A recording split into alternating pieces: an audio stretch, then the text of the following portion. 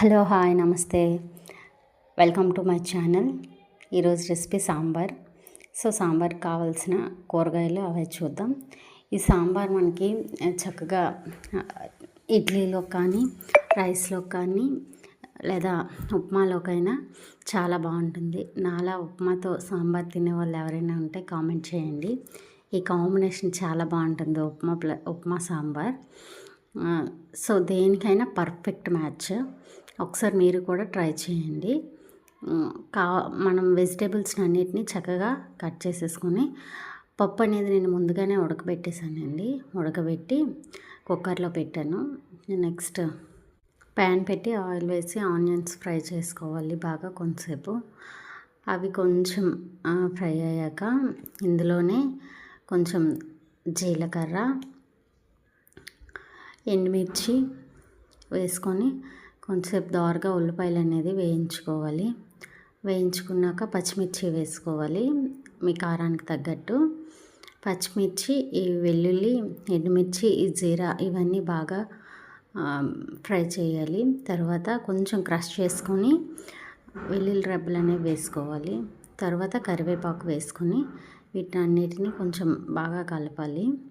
Next మనం ముందుగా cut చేసి పెట్టుకున్న వంకాయ ముక్కలు, తర్వాత బెండకాయలు, ఏ ఏ వెజిటేబుల్స్ అయితే ఉన్నాయో ఆ వెజిటేబుల్స్ అన్నిటినీ కూడా మనం కొంచెం సేపు వేగనివ్వాలి. ఇలా వేగనిచ్చిన తర్వాత టమాటాస్, క్యారెట్స్ కూడా నేను వేసుకుంటాను. ఎప్పుడైనా సాంబార్ చేస్తే తప్పనిసరిగా క్యారెట్ వేసుకుంటాను. క్యారెట్లు, తర్వాత నేనైతే సొరకాయ, అన్ని వెజిటేబుల్స్ నా దగ్గర ఉన్నవన్నీ వేసాను. మీ యొక్క టేస్ట్ని బట్టి వెజిటేబుల్స్ మీకు నచ్చకపోతే కొంచెం మీకు నచ్చే వెజిటేబుల్స్ వేసుకోవచ్చు. వేసుకొని ఇవన్నిటినీ కూడా బాగా కలపాలి. ఇవి బాగా ఉడకనివ్వాలి. ఉడకనిచ్చిన తర్వాత వీటన్నిటిని కూడా కొంచెం సాల్ట్ వేసి కొంతసేపు మూత పెట్టి ఉడకనివ్వాలి.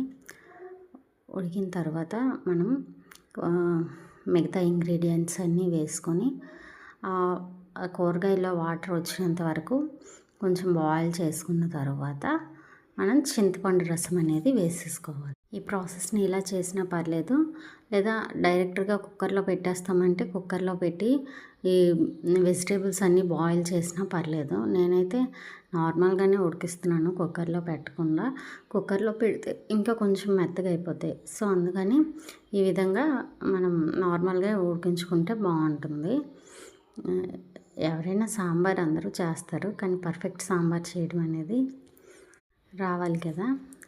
ఇలా కుక్ చేసుకున్న తర్వాత మనం ముందుగా నానబెట్టి పక్కన పెట్టిన చింతపండు వేసుకోవాలి. చింతపండు గుజ్జుని వేసుకొని కొంతసేపు అది బాయిల్ అవ్వనివ్వాలి.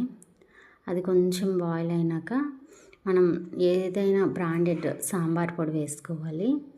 ఆ సాంబార్ పొడి వేసి బాగా బాయిల్ చేసి ఒక 2 minutes పక్కన పెట్టేయాలి. అంతే, సాంబార్ రెడీ అయిపోద్ది. ఇప్పుడు పోపు కోసం మనము ఆవాలు, కొంచెం శనగపప్పు,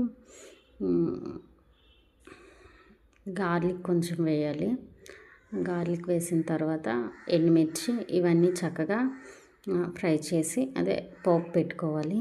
ఈ విధంగా పోపు పెట్టుకొని సాంబార్ చేస్తే ఇంకా టేస్ట్ వస్తుంది. ఇలాంటి వీడియోస్ కనుక మీకు మన ఛానల్లో ఇంకేవైనా కావాలంటే తప్పకుండా కామెంట్ చేయండి.